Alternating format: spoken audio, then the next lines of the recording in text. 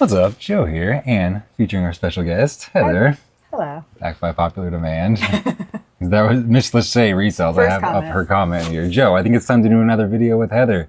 I don't know what the topic should be, but I'll think of something. So we're going to think of something. I mean, we always got something to talk about. So I'm going to go back to the most recent comments, but that was just from 16 hours ago. Miss Lachey commented that, so I appreciate that. Asking each other's teeth. I figured I would just fly on the wall this video and just add peanut gallery commentary. Yeah, that's great. We wanted to hang out anyway, and I was like, get some work done and get a video done. How about, look at us, multitasking over here.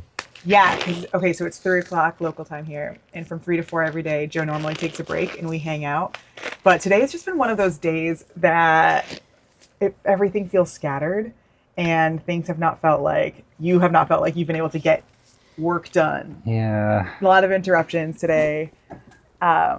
And I felt the same. So we decided to use our couples, we call it our couples therapy time from 3 to 4, to do this video and to hang and to do a little work and at the same time.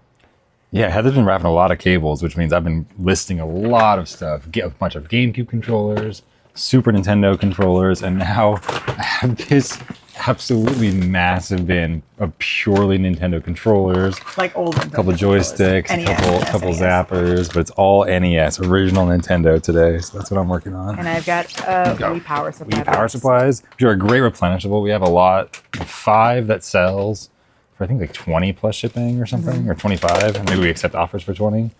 And then I think we sell them for around 5 or 6 plus shipping individually too. I don't think anyone buys them individually anymore. Maybe that listing died. We should check. Died as in like sometimes. Went down to 0. Yeah. You'd be like, why haven't we sold a Wii remote in a few days? Sometimes it's because it was priced wrong. And actually, that is why we haven't sold a Wii remote in a few days. It was just like a very price sensitive market, and it was at $15.99 plus ship. And now it's at $14.99 plus ship, and we've sold a bunch since we changed it. Yeah, I mean, it was just something that we noticed. We just noticed we hadn't gotten a sale on that listing in probably a week or two. And usually that's an everyday kind of a thing. And my first thought is, did we let the inventory go down to 0 and there's just none left for customers to buy? But because that has happened. We still had 40 listed on the store. And so I think the price was just off by $1. And so instantly started getting sales again. No need to end or sell similar, just changing the price. Instantly started seeing sales again. Yeah, that listing is so cool because it has had, a bajillion sales at this point. So it seems very legit. But yeah, I think I was looking for something to wrap for the morning. So we're working on, we're always kind of tweaking the process of what work-life balance looks like for 5 people who stay home a lot of the time and do the homeschool and work from home stitch. So one of the new strategies is that I am wrapping cables essentially while I'm proctoring the older two's school time. So a lot of their homeschool stuff is done on a computer, but it does need some hands-on attention. So I'm there to help the kids sound out words or understand their math problems or whatever it is, or to just teach them if that's what's required in that moment. But in the meantime, instead of just like scroll holing on my phone, I'm wrapping cables now. Yeah, it's been so helpful. So it's just a big manual labor step between, this unlisted inventory and getting it on the store, basically. Yeah. And we intake the inventory. It's just in a big pile of unsorted junk, typically, and then we'll sort it out into these bins, these big plastic bins. And so, but yeah, they're usually not wrapped. And that's the first step. Even for 4-parts repair lots, I at least like to wrap up the cables so it fits neatly in a picture and you can kind of see how many of everything that there is. You're not sending your customer a tangle, so that's the first step. That's what we're getting, is a tangle. Yeah. And we always take the elastics off, even if they are currently wrapping the cables, for a few reasons. 1 is it's uniform. 2 is, I think you've said it before in one of your videos, but not everyone has seen every single video of yours. An elastic will continue to compress the cables and leave that bend where it's been wrapping, whereas a zip tie, or not a zip tie, twist tie, just stops when you tell it to stop. It doesn't keep wrapping. Yeah. And rubber bands degrade over time, where an old rubber band will just kind of disintegrate. And I think a twist tie is just a lot more reliable way to keep them where you want them. Yeah. So removing elastics when required and adding twist ties. Yeah. And we've also found that while we're wrapping these cables, this is the time that we're kind of inspecting the cables by touch. looking for any nicks. And if we do find one, now is going to be the time to mark that nick in the cable with a little bit of a piece of tape so that it's more clear on the next step. And, it's a lot harder to tell if there's a nick in the cable after it's already been wrapped. So now's the time to look for that kind of stuff. Right. And for some things, this is the extent of the testing. For example, power supplies. I don't know. We have sold maybe like 1,000 of these or more. And I don't know if we've ever had a return, maybe once or twice. And this is the extent of the testing. You check the cable, you inspect it, shake it. Shouldn't sound like anything. Look for water damage and corrosion. Like on the ends. And that gets you to like 99.9%, right? Like literally, I think maybe we've had one return ever. So it was someone returning 2 at once, and I don't think they were. I don't recall the whole process, but I don't think they were actually broken. But sometimes it's just the weed or something. Yeah. So it's an important part of the process. Wrapping the cable, being a little mindful, but it also doesn't take a whole lot of mental space. So I'm able to wrap cables while hanging out with the kids and helping them with their schoolwork. So we're trying like a new schedule out for the house where Joe works essentially from 8 to 5 with a 1 hour break from 3 to 4 for couples time. And then with a break for lunch and breakfast and whatever else he feels like taking a break for. But essentially... just trying to clock in a little more. Yeah, I felt too available, and I was just, especially in the first part of the day, I've noticed if I get too off track and, I don't know, if I'm doing too many things that aren't serving like the main goal of the day, usually I just have 1 or 2 main things to get out of the way. Like for example, today, my main goal was, of course, pack orders is kind of the default one, and sometimes that can take longer than you think.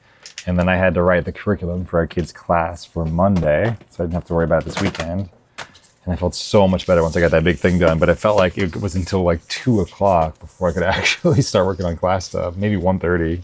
Yeah. It was hard. That's a no. Yeah, right? No. That's a no, yeah. Okay, so we were just talking about how today's felt off track and how I think part of the problem was Joe went on our hike this morning. One of the things that me and the kids... Me too, yeah. Sorry if that's really loud. It was but I wanted to. I'm glad I did it. Okay, but I accepted that, but it just still threw me off. I think me and the kids every day, we kind of just started this new family trend. And it's something that I was out of town for a couple days. And I was by myself and I went just for one night really, but I went on a walk in the morning and I loved it. I loved that it was the very first thing I did. Got outside, got into nature, smelling some fresh air, and it was just really nice. And so I came back and I wanted to bring that home.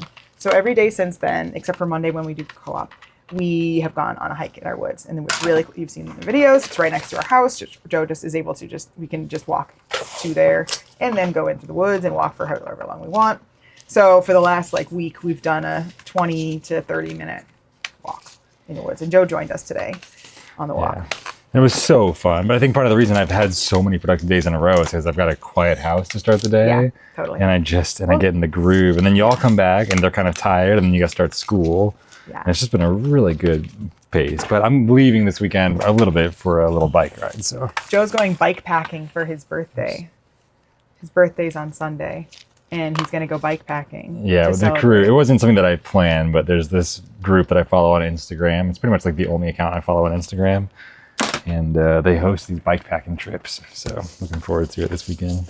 Bike packing, aka you're biking with all of your camping stuff on your bike as well. As if, biking alone wasn't enough gear to have to manage, and camping alone is not enough gear to try to wrangle in one place.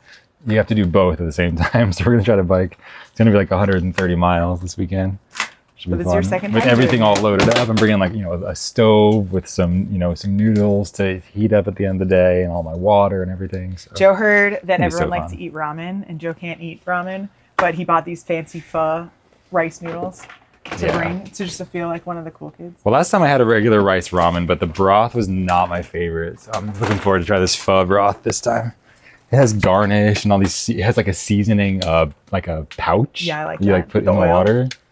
No, like a mesh pouch with whole seasonings, like a star anise or something, or peppercorns. You have to remove it afterwards. It seems fancy.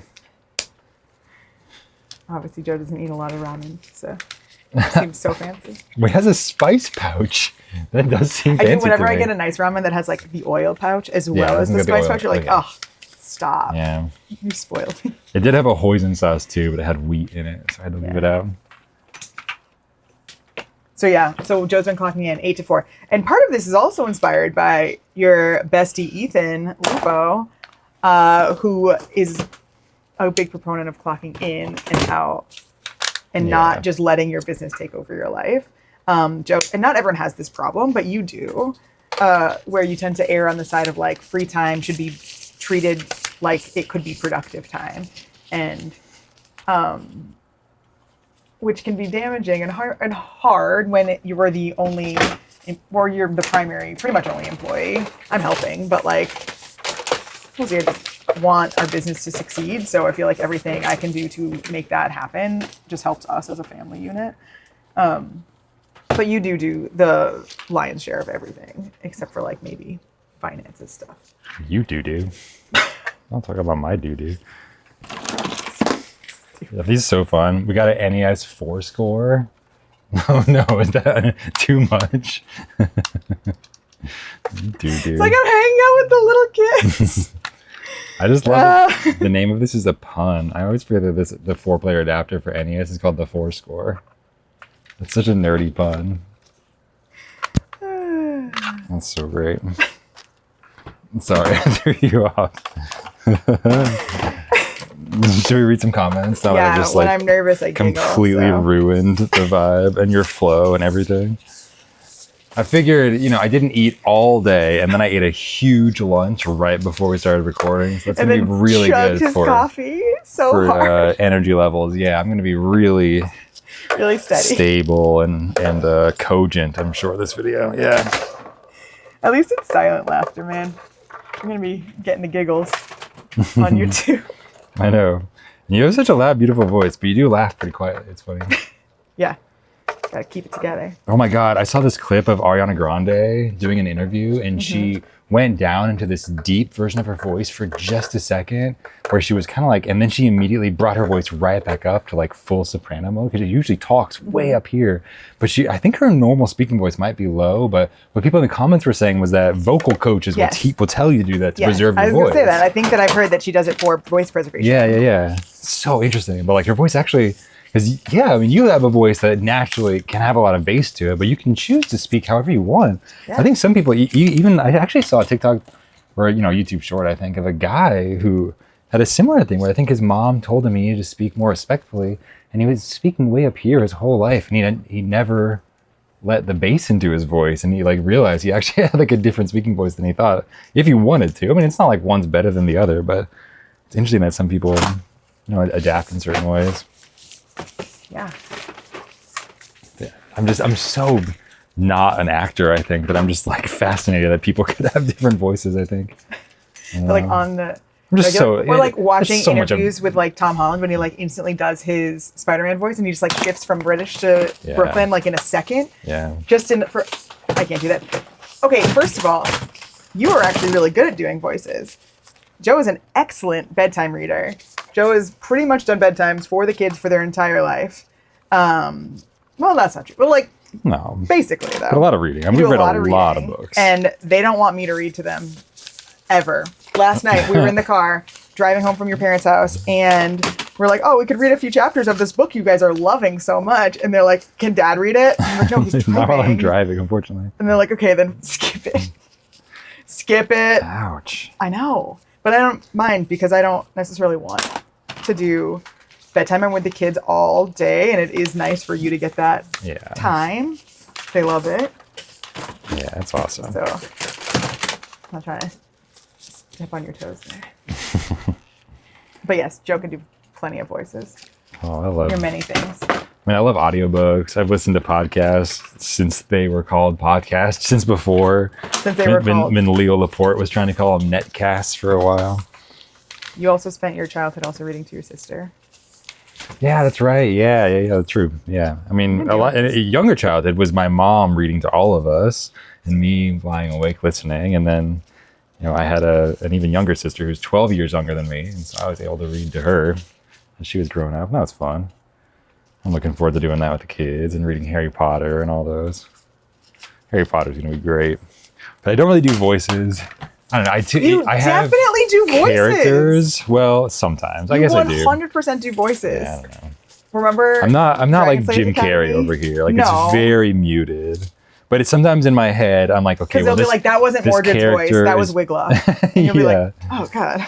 Okay. And sometimes the kids will correct me like that's the wrong voice. I guess I am doing something. Yeah. In my head, like I just assign characters one or two character traits, like one or two adjectives.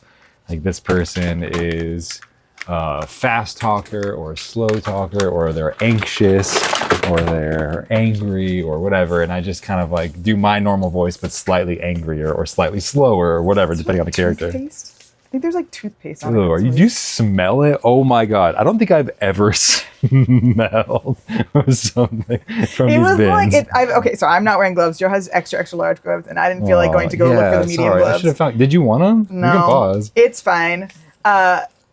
So I'm just touching. I don't usually wear gloves. I don't touch the heels. I just wash my hands afterwards. However, there was something on this cable, and it felt like toothpaste.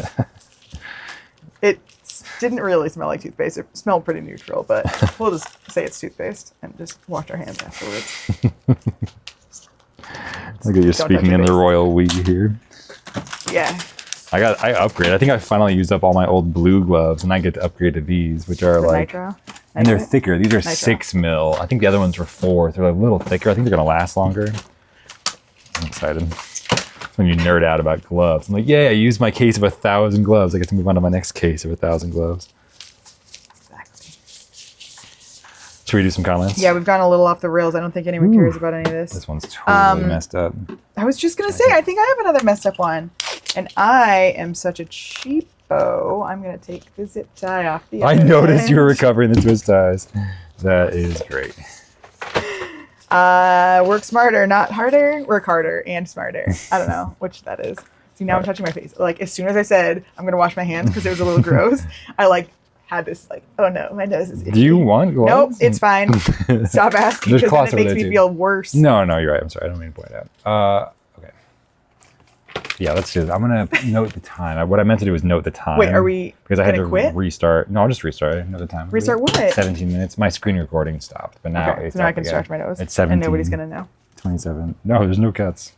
What? It's just gonna pop up with the phone over here now. You can cut that. Oh.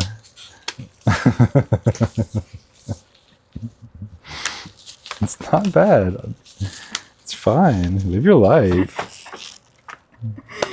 This is why I haven't done one of these in a while.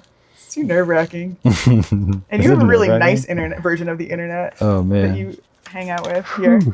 I'm blushing. I think just from the look you just gave me. Phew. I think I'm in trouble. The mom The look. recording light's on. You can see. Yeah, but you can easily just stop it, go back 30 seconds, and don't. just delete I'm it. literally trying to learn DaVinci Resolve right now so I can fix the audio issues, but even just figuring out how to stack two. Oh my god, I thought Clips on top DaVinci of each Resolve other. was like a mantra or like something you're like, okay, DaVinci Resolve is like you don't make cuts, you don't edit. How did he come up with this in the 1600s? No, it's an app. It's a program. Okay, yeah, cool. yeah. That makes sense too. But you can fix the audio, I think, because it is still a little quiet compared to other channels. You also have a quiet voice. Has anyone considered that you're just Well, a no, quiet that's boy? fine. So does Justin Resells, but you can boost and compress your voice up to the point where it's like you Makes can hear sense. just that, and you don't have to boost up your volume. Just a matter of being nerdy enough to figure it out. There was so many settings I was learning today. I was trying to learn a compressor and a limiter, and there's like an attack. One of the settings was called attack. You have to choose how many milliseconds the attack is for the compressor. I don't know what that means. I was Google it. going back and forth with Chat GPT. I was Oh, taking okay. Just Google screenshots. it. Okay, you know what's funny the is how much settings Joe page. loves ChatGPT. Yesterday he was like, my brakes are squeaky. How do I fix it? And he's talking about his bike brakes that he's about to go for a 130-mile bike ride. Who does he ask? ChatGPT. I was like, can you fact check this before you actually No, but that's why toe it's- in your brake? But I literally It was correct. It has the context. It knows what bike I own. I took a picture so it would know what brakes I'm using and what pads, and it literally diagnosed something that I didn't even ask about. It was like I can see by your picture that your brake pads are lined up evenly with your rims, and you might want to toe in the brake pads a little bit so the front is touching first. And yeah, that's totally I fact good checked advice. it before he took advice from Chat GPT to alter his it's literal just brake pads brakes. on his. It's just brakes. It's just the brakes. I mean, when Joe asked me when we were talking about it, I was like, I don't know, just put like lube on it or something. He's like, I don't think you're supposed to do that. Spray. Just spray that. Spray it lube down on with the brakes. oil. Should be fine. Yeah, What? all the What could parts in your happen? bike to spray lube on.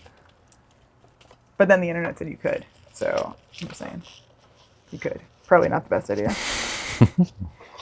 My advice. The first comment here was, could you do a video if you haven't already showing the different tools you use for testing various electronics? So I was thinking maybe we could at least out loud talk about what I'm using, and then maybe I'll do a video at another time. Maybe you can help me think of them. A couple On air? that I can think of are the controller tester that I used in the last two videos. So do you have more than one controller tester? You have It's the one weird tester German with one? like 10 different modules.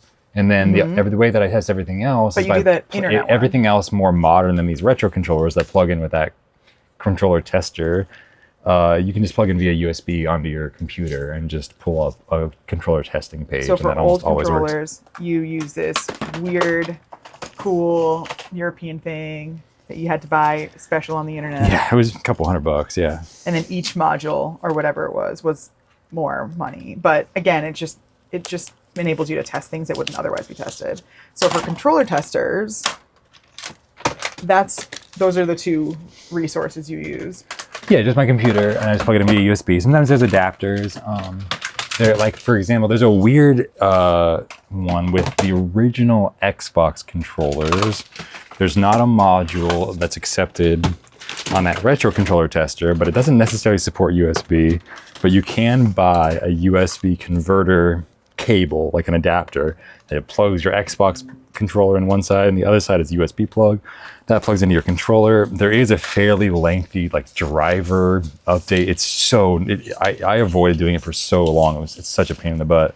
But eventually you can get your computer to recognize those original Xbox controllers and you can test them just like a normal USB controller with enough finagling.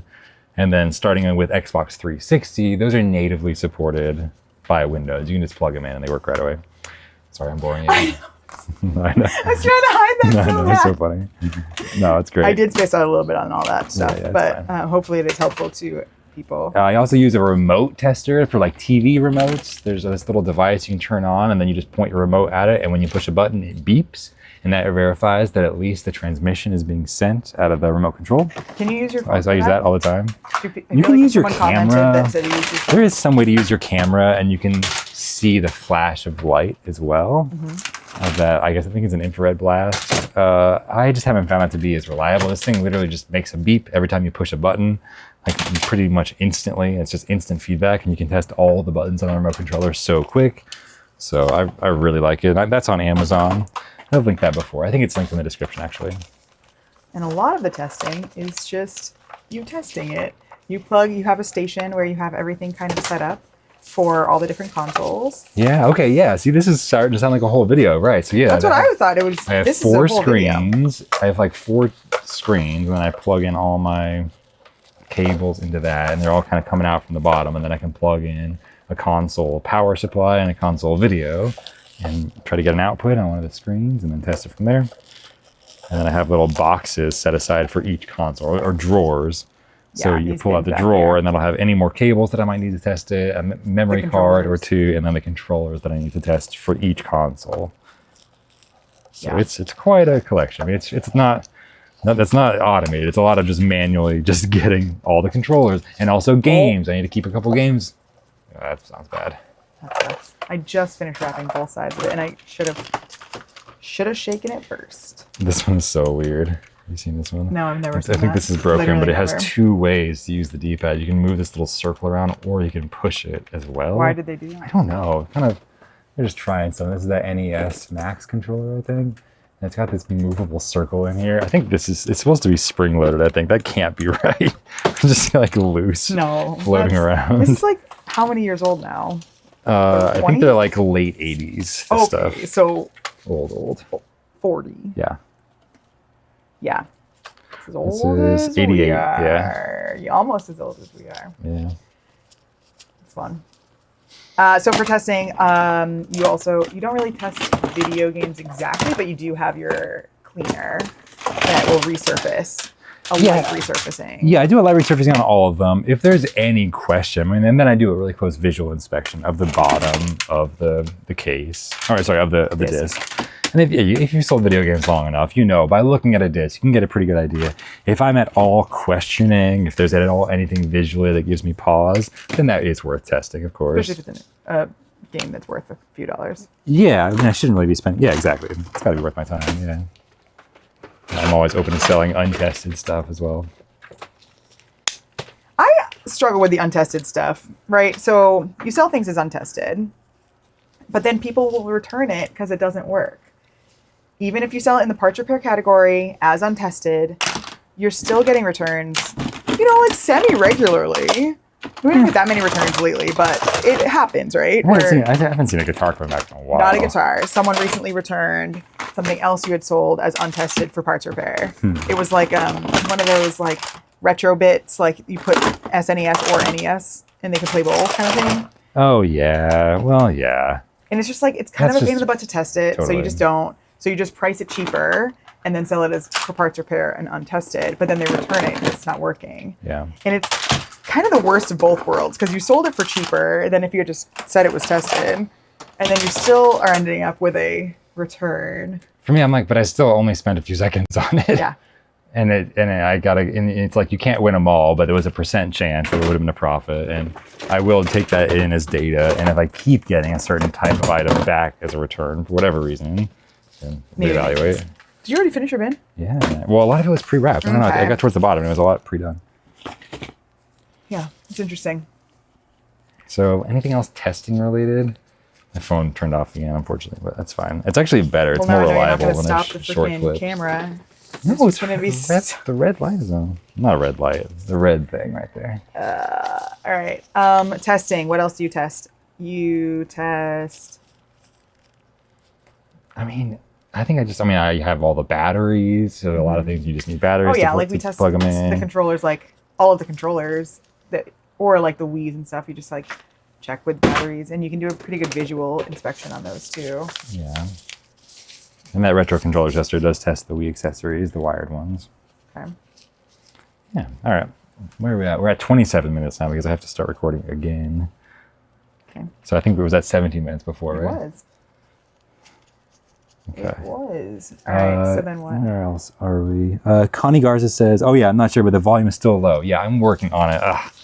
It's such a bummer. I think partly it's because we are working and there's a couple of loud peaks, and that just automatically normalizes everything. And I'm not sure how to undo that without just blowing everyone's ears out or having distortion. So I'm working on it. I think I need to get really deep with the compression and limiters, like I was saying. So it's all possible. You want to put that closer? Empty this out. I'll just empty this out so you can have that. Okay. Let's see. Bass and Coffee says, or Bass and Coffee. It looks like a fisherman, so I'm going to say Bass and Coffee instead. I want to know your daily expense and cost of goods. Yeah. Do you have an idea of our daily expense? I've never really thought about our expenses as daily before. No, I don't think for us at least it makes as much sense to think daily. I think sometimes you have to think bigger. Because, for example, like today we spent a couple $1,000s on product, but yesterday I didn't spend anything. The day before I didn't spend anything. The day before that I didn't spend anything. So like, it just varies so much. But generally, when we've done our end of the year accounting, for us at least, and everyone's going to be different, but the way we're running it, we end up with about 28% take home. So it means your 90-day total is roughly your take home for the year. So 90-day total would be if you had 33%. Oh, wait. How would that work? I actually don't know exactly. 25%? Oh, maybe. Is it? Because it's 25% of a year, roughly. I'm so bad at that intuitive math. Yeah, I think you're right. Yeah. So estimating kind of on the low end. But yeah, that 28% is including taxes, including like that's payroll taxes and business taxes. And that includes Yeah, that's a significant expense. Like how much do we pay for accounting every year? Like a couple $1,000? Yeah. for our accountant. And So you run payroll. They don't even do do. payroll. Sometimes people have a combination accounting and payroll service. Our accountant, she pretty much only handles our tax right. liabilities, and at the end of the year, making sure that we're all lined does our up. taxes for us, essentially. Yeah, I don't even And know. she does end of year bookkeeping, where she makes sure that our QuickBooks is up to date. We only do QuickBooks because she wanted us to. I don't really use it for anything except to keep her happy. So there's that expense, the QuickBooks expense, which isn't that much. It's like $30 a month. And then the payroll processor itself is like $40 a month. We use Square. We do use Square, but there's other options like Gusto that are good for small businesses. I think we actually got an email asking about how we're paying ourselves and how to set that up. For us, I am an employee, but you are a limited liability company that has elected to file as an S corp. So not a sole proprietorship. Not a businessman. I'm a businessman. Exactly. So each month we are paid two ways. We receive, when you're an S corp, one of the things you have to do is pay yourself a reasonable salary via payroll. So we pay ourselves a reasonable salary via payroll, and then in addition, we do an owner draw. An owner draw is basically just a direct transfer of money that you then just log, right? So we have our standard amount that we get paid. It's like a salary, essentially, but then we can get an additional payout from the business whenever we want to, essentially, as long as it's all logged. Yeah, and the thing about it even being logged is that an S corp is still a pass-through entity, so any excess profits the business has at the end of the year are passed through to the owner or owners. So in our case, even if you, like, any excess profit's going to be taxed as owner pay essentially anyway. So we do ourselves a draw each month. And then we have set up the payroll with Square because we used to use it for the restaurant. And so we were just already familiar with it, and super duper easy. It's like $5 an employee plus like $30 a month or something for their small timer plan. And it does what we need it to do. It can contribute our company contributions to our health savings account. It takes out the taxes for us. It just kind of makes it really plug and play for payroll, because taxes is something that I knew pretty much, we both knew right away that while I do enjoy finances and everything in that sphere, I just didn't want the responsibility, essentially, of being the only eyes on that. You don't know what you don't know, and often you can save money when they are able to inform you. When a good accountant is able to say, hey, you could write this off, or you could take advantage of this program. So because we use this entire, this room is exclusively business use, and the garage is exclusively business use. We're paid kind of four ways. We're paid with the payroll every month. We're paid with the owner draw every month. And then every month our company makes a contribution to our HSA on our behalf. And then lastly, at the end of the year, we forward all of our utility payments, like the actual utility payments, the actual mortgage payments, to our accountant. And she just does I could do this, but like she just does the like a ratio of the business use of the home to the whole home. And then the business pays us the equivalent ratio of business use. So if the business is using 20% of our house, then the business is covering 20% of the mortgage and 20% of the utilities, which is honestly fair, because like things have changed. Like we require 2 trash bins every week instead of 1 because we have all this business trash. So that's a business expense. So that is we got an extra trash and extra recycling. But that is covered with that rent that the business is paying us, essentially. I think we could write that off too, probably, right? It is. That specific it's part extra of expense. It's part of it. Like the business is covering 20% of every utility bill. Of all the utilities. Yeah. But we could probably justify 50% of the trash and recycling. We are home all the time, so I feel like we are using it for personal and business use at all times. We are a family who spends a lot of time in their home. Yeah. And I really like our house. We have a great quiet street. We can leave our packages out front for the post office to pick up, and have never had anything happen to them ever. Except when the post office carrier will pick up the wrong pile of packages. Or just views it as wildly optional.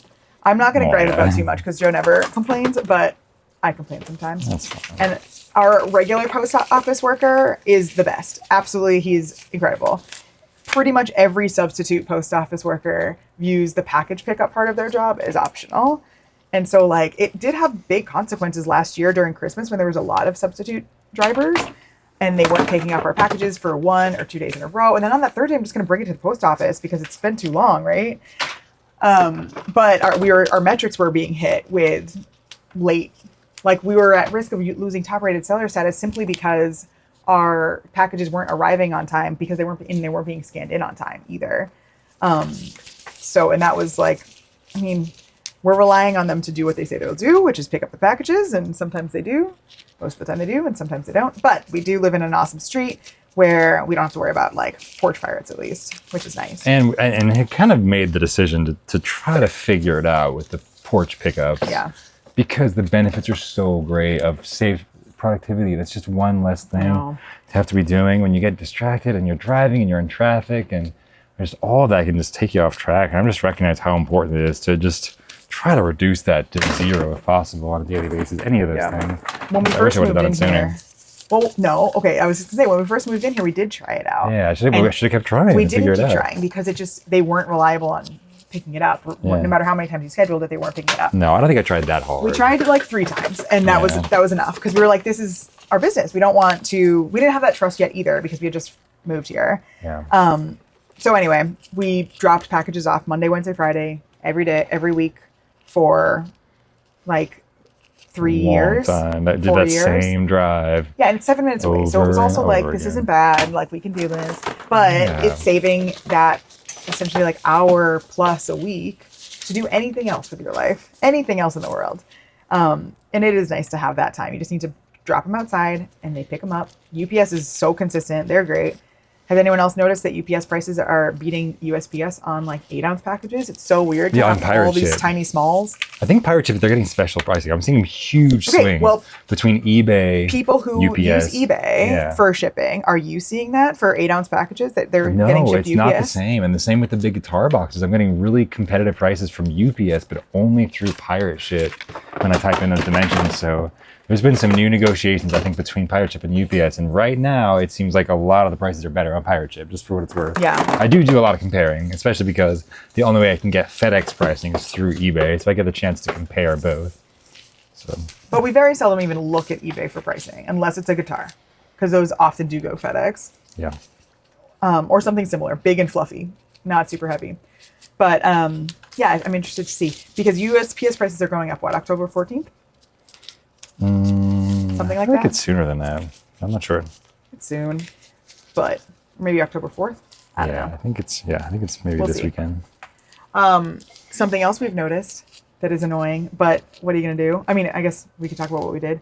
That there is a new did you talk about this tax in Texas? A little bit, sales tax? but yeah, I mean, you probably are way more informed on it than I am. Well, we just ran out of cables to wrap. And we just looked up at how much the we're talking about the extra fee that we're seeing as a Texas reseller. That's kind of like, I haven't heard anyone talking about this. Because you're the only one that actually looks at that stuff, I feel like. Well, because it's pretty obfuscated. So there was a new sales tax in Texas specifically, where they are saying that there are 2 transactions happening. The buyer is purchasing a product, and there is sales tax on the purchase price of the product. In addition, the seller is purchasing web services from eBay. Now that eBay is doing things services. Like image processing and all this stuff, they're claiming that eBay is like a web service. A data servicer, yeah. So they are also applying sales tax to the fees that eBay is assessing us. So your final value fee is now also getting taxed in Texas specifically. And it rolled out on October 1st. And I was like, let me go check. I looked at it. And it's there. You have to go through 2 different pages when you look through your orders. Then you have to go to like order details, fee details, and like it's there. Bottom line, somewhere between like 2 and 12 cents extra per item, everything across the board. And annoyingly, unlike an income tax where it's only being taxed on profit, it's being taxed on your final value fee, which is off the top number versus like the bottom number. Yeah. And annoyingly, your final value fee is a percentage of both the purchase price, the the shipping price and the sales tax that the buyer is paying as well. So you're paying sales tax on a percentage of the sales tax Theoretically. the customer's paying. But we did not see that full theoretical amount getting passed on, It looked right? like about 2.5% of taxes added. And I don't know what it was supposed to be.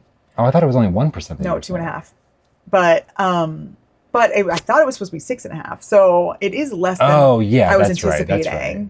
Yeah, I was running it all through Chat GPT, and it was estimating, normal 6% sales tax to is about 8%. Yeah, somewhere in that for sales tax, depending on where you are. Yeah. So it's Who just in knows? Texas. Interesting. I did reach out now that I have contacts with the eBay government relations team. I was like, hey, if you guys want to send me to Austin, I'm down, basically. But also, even the Texas comptroller, who's the one who's in charge of enforcing these sales tax laws, was like, there was a chance for legislators to exempt eBay from this extra fee. eBay and other online marketplaces. And it didn't happen. And so I think that the chance is there for those laws to change. So I've reached out, and they said, yeah, thanks for letting us know, and we'll be in contact. So. Yeah, that was kind of nice that you had just recently done that DC trip. So you actually knew who eBay's government relations team is. For this region of the U.S., too. I met that specific gal, Danielle. It was awesome. And the comptroller is the tax collector essentially for Texas. And they said, we have to collect all taxes, not a popular job. We can't change the law. The legislators can change the law. The legislators chose not to change the law to exempt this. So maybe if somebody were to convince them it could, then we wouldn't have to do this. Either way, it went into effect 2 days ago. And it's just kind of a little haircut right off the top. If you click in as a Texas reseller, if you click into those fees on your sales starting October 1st, there's a little bit of an extra fee in there. And it's because eBay is being charged an extra tax by the state of Texas. So interesting stuff. I don't know. Yep. We're done. Yeah. We finished our stuff. We finished all of our stuff. Is there anything else you want to?